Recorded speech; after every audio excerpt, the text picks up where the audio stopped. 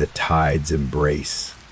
The offer had seemed like a quiet mercy. David Thorne, a man whose life had recently been cleaved in two by a divorce that felt more like a slow emotional amputation, craved quiet. He craved anonymity. He craved a place where the biggest headline wasn't his own fractured life.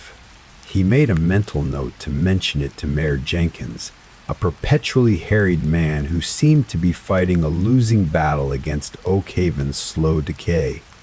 Then came the animal behavior. It was the dogs first. Old Mrs. Gable's prized poodles, usually yapping at anything that moved, would suddenly fall silent in the middle of a barking fit, their ears pressed flat, their bodies trembling, staring at nothing. Then they'd resume their yapping as if nothing had happened. More unnerving were the birds.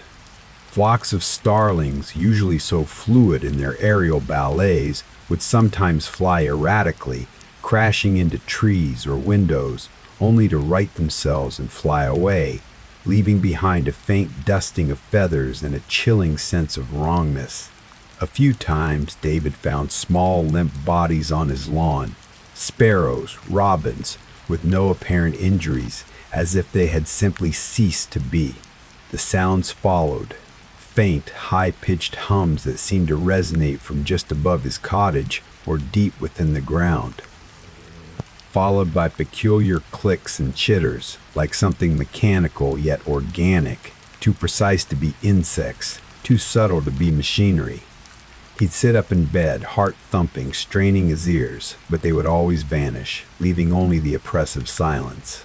He blamed tinnitus, a consequence of too many years around loud printing presses. The first hint of something truly anomalous came on a clear, moonless night.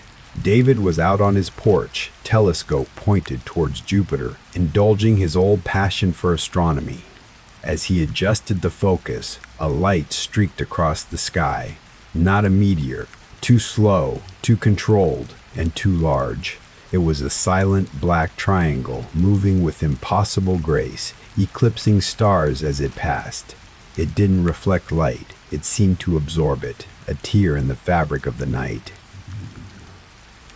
It passed over his head and vanished behind the farthest hills. He stood there, frozen, his breath caught in his throat. He told himself it was a classified military drone, a new prototype. He had read about such things. His rational mind fought against the profound, unsettling awe that had gripped him. He mentioned it casually to Sheriff Ben Carter over coffee at the diner the next morning. "Saw something strange last night, Sheriff, over the western hills. Looked like some kind of stealth aircraft, or maybe a drone." Sheriff Carter, a burly man with a perpetually skeptical gaze, grunted into his mug. "Probably just a stray from the Air Force Base a few hundred miles north, David, or too much coffee." So, he traded the bustling newsroom of a major city daily for the dusty, echoing office of the Oak Haven Chronicle, a weekly paper in a town so small it felt like a forgotten comma in the vast sentence of America. Oak Haven. Population 1,200. Sky plays tricks on you when you stare at it too long. His dismissal was immediate, his eyes holding no curiosity, only a weary practicality. But the subtle oddities persisted, escalating with an insidious grace. He started noticing physical anomalies.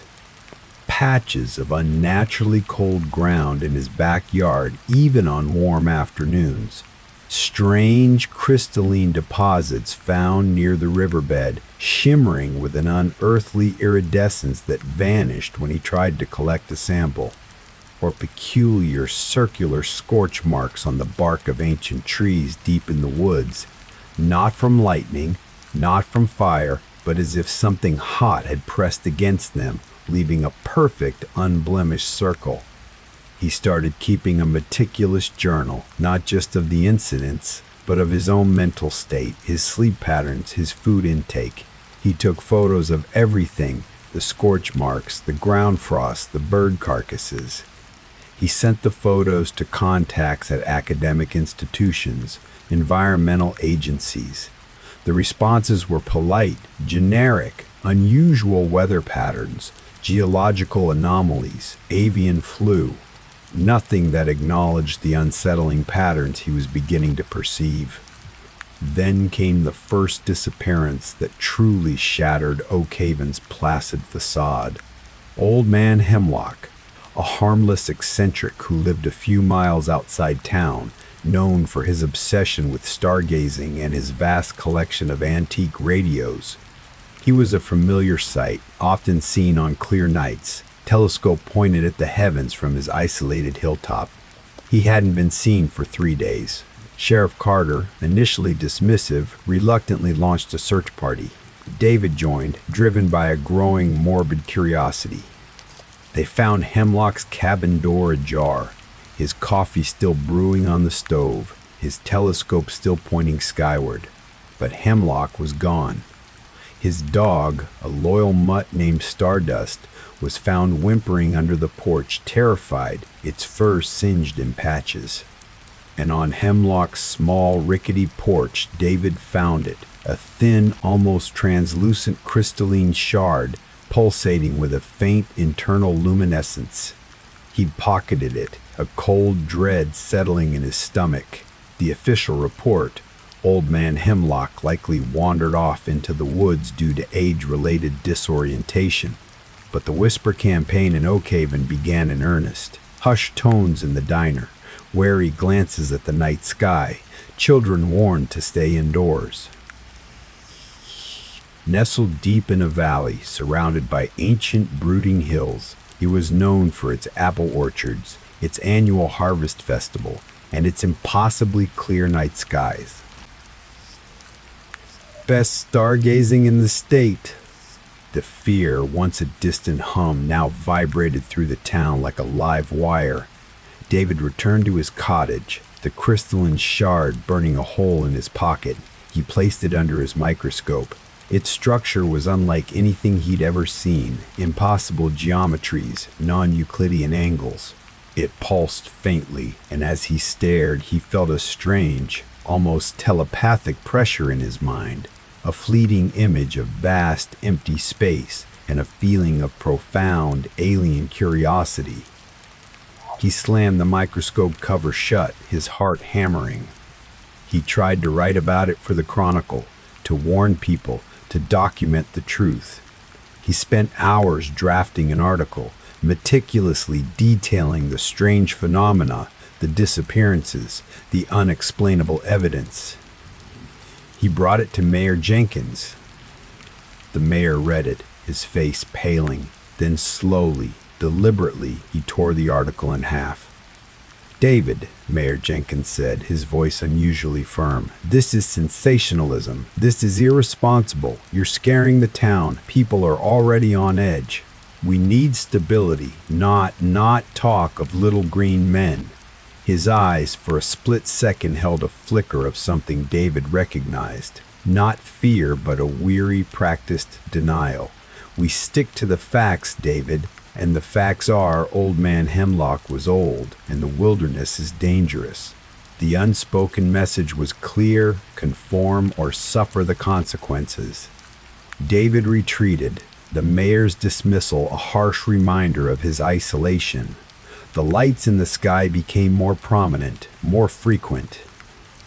Not just distant streaks, but large, silent black triangles, or peculiar spherical lights that hovered, pulsed, and then vanished with impossible speed. David saw them almost every night from his porch, sometimes so close he felt the oppressive silence they carried, a void of sound that seemed to suck the air from his lungs.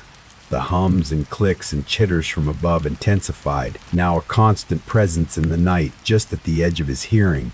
Then, the whispers in his own mind began to form coherent messages. Not words, not a language he understood, but concepts, impressions, images. He'd be working at his desk, and suddenly, a flash, a vast empty expanse of starless black, a feeling of immense cold observation. Then, a sharp, clinical image of something being dissected, analyzed, without malice, without empathy, just curiosity.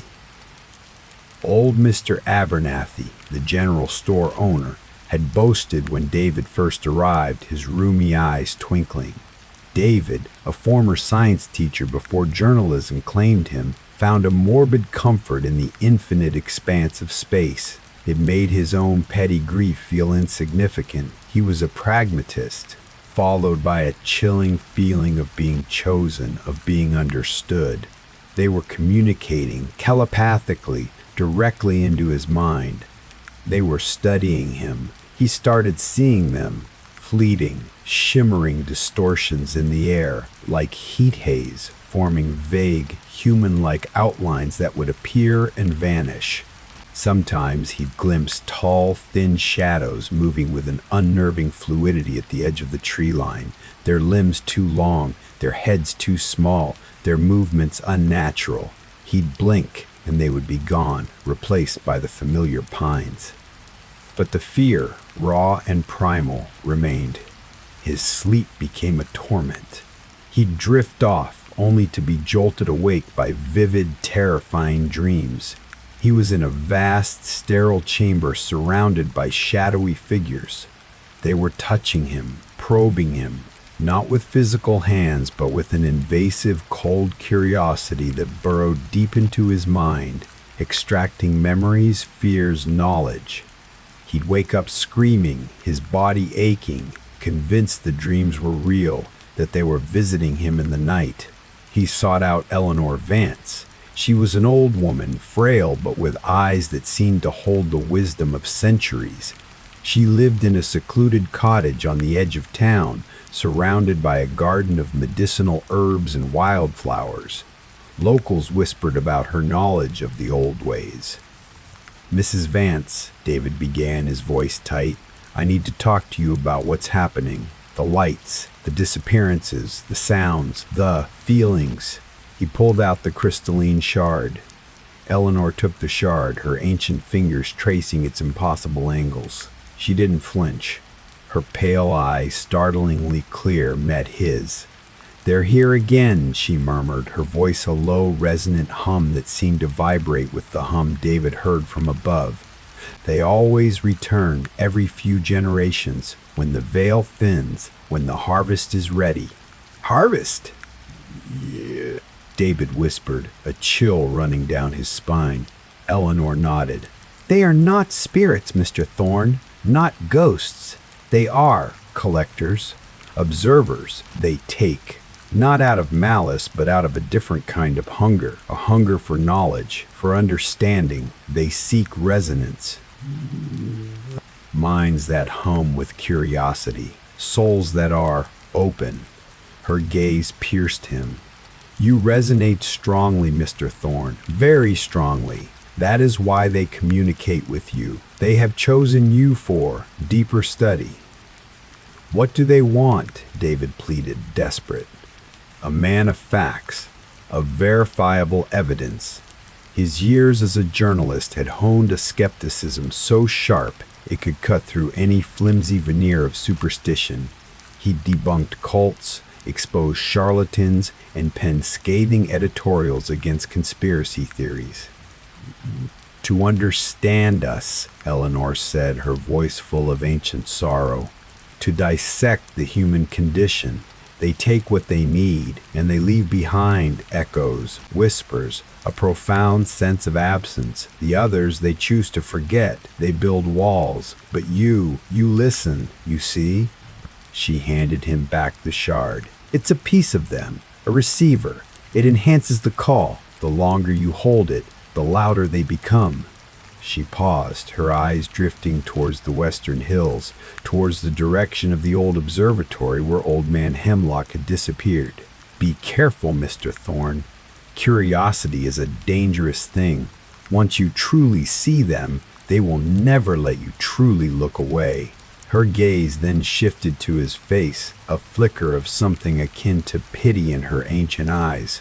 "And once they truly see you, They will not forget you." Eleanor's words shattered the last vestiges of David's rational mind.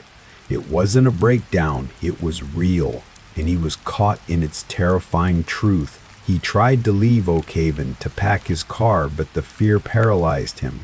He felt their constant presence, a cold, clinical observation that burrowed into his every thought.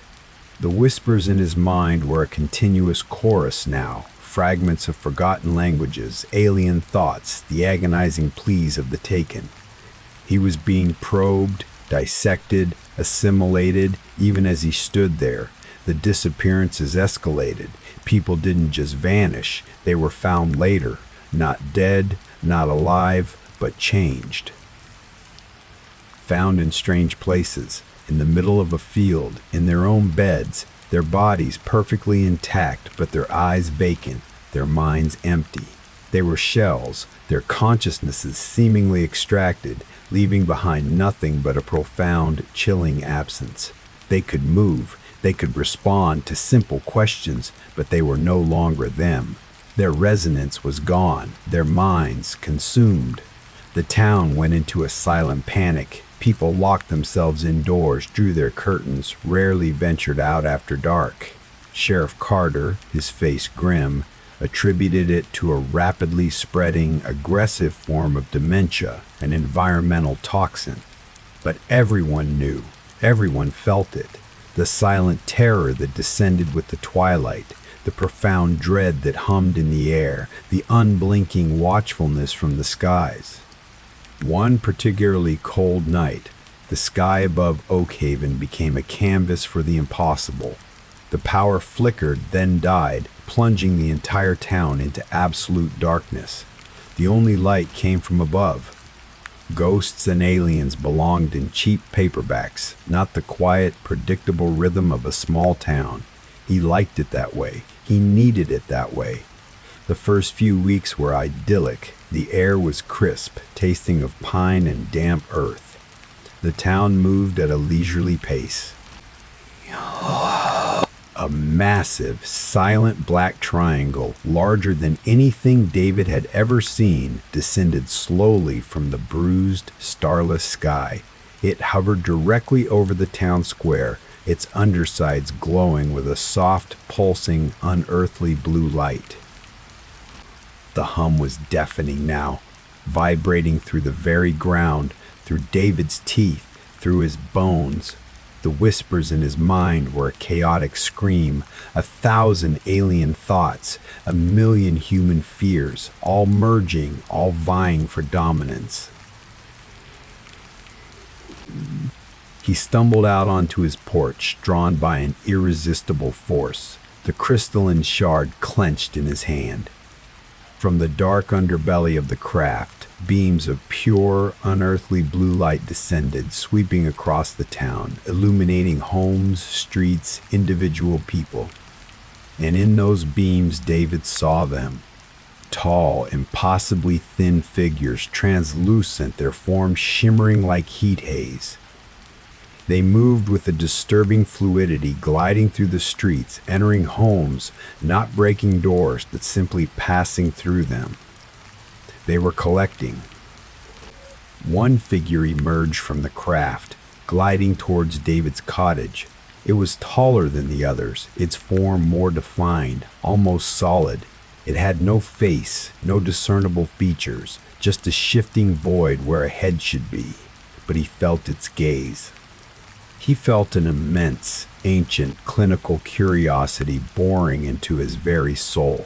It stopped a few yards from his porch, its form shimmering in the blue light. The whispers in David's mind coalesced, forming a single, multi-tonal voice, resonating with a cold, absolute authority. Subject, observed. Resonance, potent. Extraction, imminent. David screamed, a primal sound of terror and defiance. He flung the crystalline shard at the figure. It passed through its shimmering form harmlessly. The figure continued to glide forward, its movements slow, deliberate, inevitable. He turned to run, but his legs wouldn't obey. He felt paralyzed, trapped. The light from the craft enveloped him, a blinding, invasive blue that burrowed into his very being. He felt cold, so cold.